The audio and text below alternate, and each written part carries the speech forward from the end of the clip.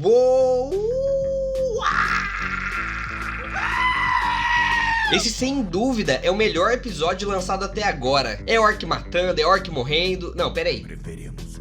E como pode o próprio vilão tá mais certo da criação do bem e do mal do que o próprio protagonista? Esse é só o 6º episódio de Anéis de Poder, mas já adiantou a série em vários aspectos. Apesar de passar a maior parte do episódio focado nas Terras do Sul, o desfecho do episódio é incrível. Os sinais e as simbologias por trás dos efeitos de câmera, diálogos ou de até ações como plantar sementes antes de uma batalha, e até mesmo o nome do episódio diz muito do que vem a seguir.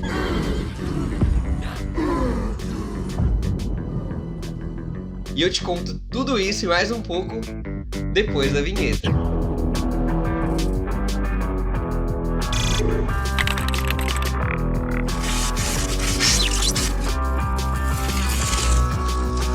Fala, bando de intelectual, aqui quem fala é o Ranzini. Se você é novo por aqui, já deixa seu like para fortalecer o vídeo e se inscreve no canal para não perder nenhum episódio. Antes de entrar no tema do 6º episódio, deixa eu só te dizer uma coisinha que é muito importante. Tem spoiler. Bora começar falando então da visão que a Míriel teve lá no 4º episódio. E eu vou deixar a análise do 4º episódio aqui no canto para você poder clicar, vai estar aqui nos cards.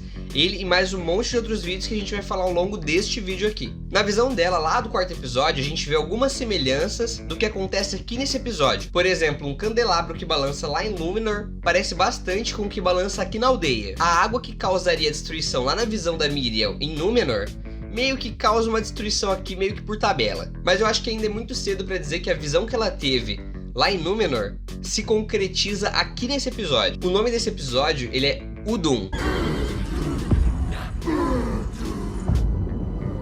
que em Sindarin, que é uma das muitas línguas faladas pelos elfos, que significa inferno, o que é bastante apropriado se a gente for considerar que a topografia aqui das Terras do Sul é bem semelhante à topografia que a gente pode ver de Mordor. E lá em Mordor, pelo que eu bem me lembro, lá o céu é todo coberto por chama, gás, fumaça. Outro detalhe bastante interessante é ver o elfo Arondir plantando sementes de Alfirim antes da batalha, simbolizando uma vida nova, desafiando a morte, que é um costume élfico, só que aqui também o Adar faz isso antes da batalha. Ele também planta sementes de Alfirim e também diz que é uma vida nova desafiando a morte, mostrando ali que ele também já foi um elfo no passado. Só que o que eu quero que você preste atenção é que a gente acaba voltando para a mesma visão da Míriel, que no começo da visão ela tá segurando um bebê no colo, ou seja, uma vida nova desafiando a morte. Esse, sem dúvida, para mim é o melhor episódio até agora, não só pelos detalhes que eu falei e por outros que a gente vai falar mais à frente, mas também pelas cenas de ação. Você fica meio que sem fôlego o tempo todo. Get over here! Ai, meu pescoço! Sai fora! Olé!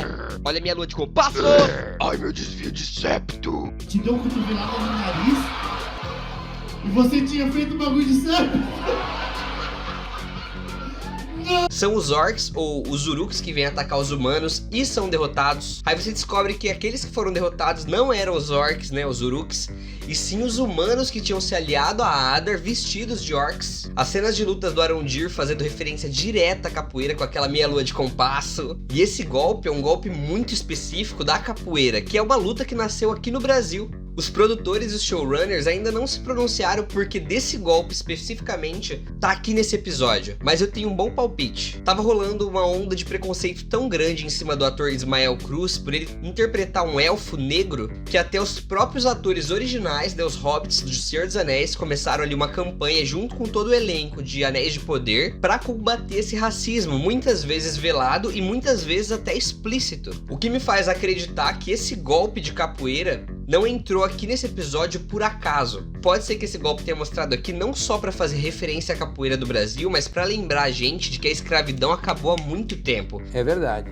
E mesmo os humanos aqui estando em menor número, o Arondir dá uma das maiores armas para eles contra o mal, que é a esperança. A esperança nunca é vã, Elrond, mesmo quando é ínfima.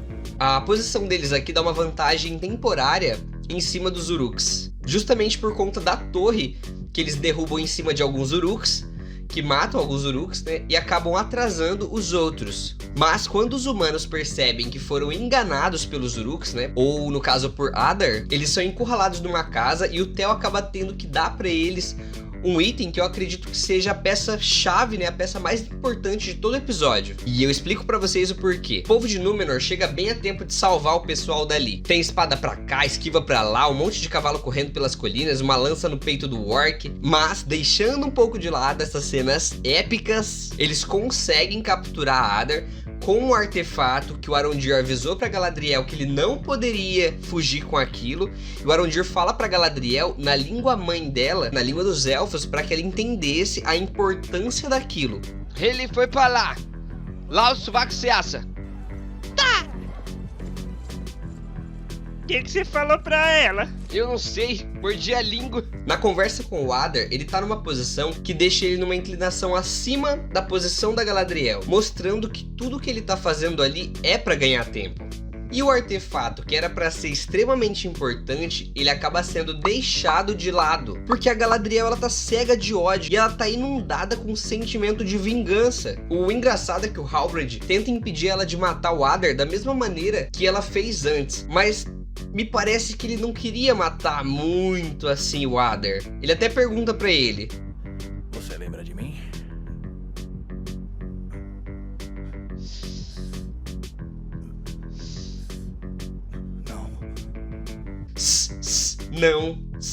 Não, como assim não? Será que ele ia falar Sauron? No primeiro episódio, o irmão dela faz uma diferença entre a pedra e o barco. Ele fala que a pedra afunda porque o olhar dela é pra baixo e que o barco flutua porque o olhar do barco é sempre pro horizonte. E nessa cena aqui, a Galadriel fala com o Adar olhando pra baixo, fazendo assim uma alusão à pedra. Ou seja, ela tá olhando pra baixo, tá olhando pro reflexo da água, achando que tá olhando pra cima. E às vezes o único modo dela saber diferenciar é tocando a escuridão. É claro que o diálogo dela com o Adar é bem mais complexo do que isso. Ela chega até a questionar a vida de Adar. Diz pra ele que ele é um dos Moriondor, ou um dos elfos que viraram orcs depois. E ele corrige ela dizendo que o termo que ele prefere é Uruk. Preferimos Uruk. E o Adar acaba soltando uma informação que ela duvida, dizendo que ele mesmo matou Sauron. Isso desequilibra tanto ela que ela fica o tempo todo ameaçando levar os Uruks pro sol pra dar uma passeada, pra queimar, ameaça matar o próprio Adar, ameaça até eliminar cada um dos filhos deles, né, cada um dos Uruks, até não sobrar mais ninguém, até só sobrar ele. Diz até que vai enfiar a própria adaga no coração dele. E ele refuta ela dizendo que ele é tão digno da vida quanto ela, que ele é uma criação do próprio Uno, ou Eru Ilúvatar, né, como você preferir. Só pra deixar claro, eu falei da criação do mundo de O Senhor dos Anéis aqui nesse vídeo. Mas pra resumir, todos os Ainur, que são equivalentes a ou semideuses ou anjos, né, eles criaram juntos a música que criou o mundo, né, que criou Arda. E Melkor, ou Morgoth, né, o primeiro senhor do escuro, distorceu parte dessa música que criou o mundo. Mas ainda assim essa música, a música dos Ainur, a Ainulindali, foi uma criação do próprio Eru Ilúvatar, ou seja, do próprio Uno. Então Adar tá certo em relação a ter sido criado pelo próprio Eru Ilúvatar, só que a visão dele tá meio distorcida. Aqui mostra como Adar está com a situação sob controle e como a Galadriel fica cada vez mais descontrolada com tudo que ele diz. É claro que é uma tática pra ela não perceber o plano dele, né? Ele a mantém o tempo todo olhando pra escuridão e não pro horizonte. A parte ruim é que fazendo tudo isso, ela não percebe o próprio erro e quando Arondir dá o artefato pro menino jogar no oceano, é que vem o grande plot twist do episódio. Aquilo que ele tá segurando não só não era um artefato, como os túneis que foram cavados pelos Uruks também não eram só túneis para sequestrar as pessoas. Aquilo foi preciso, eu acredito que porque a cidade dos homens estava no meio do caminho do túnel, por onde o túnel ia passar ali por baixo. E o Valdrag, o humano que se aliou a Adar, né, ele que realmente tá com o artefato, que não era só uma espada, mas sim uma chave que seria enfiada na pedra para abrir uma represa para soltar a água por todo aquele túnel que ia cair dentro do vulcão. E uma das perguntas que me fizeram foi: pô, mas a água não ia cair dentro do vulcão, não ia apagar o vulcão? Na verdade não, o magma do vulcão geralmente fica de 800 a 900 graus Celsius, enquanto a água parada em temperatura ambiente chega a mais ou menos uns 23 graus Celsius. Ou seja, quando a água caísse no vulcão, ela evaporaria praticamente instantaneamente, liberando assim o hidrogênio e o oxigênio oxigênio. E o que você precisa para poder fazer fogo? Basicamente são 3 coisas. A primeira é calor, que seria gerado pelo magma, o combustível, que seria gerado pelo hidrogênio, e o comburente, que ia ser gerado pelo oxigênio, que é o que faria o fogo continuar vivo. Mas essa ia ser uma explicação muito básica e muito simplória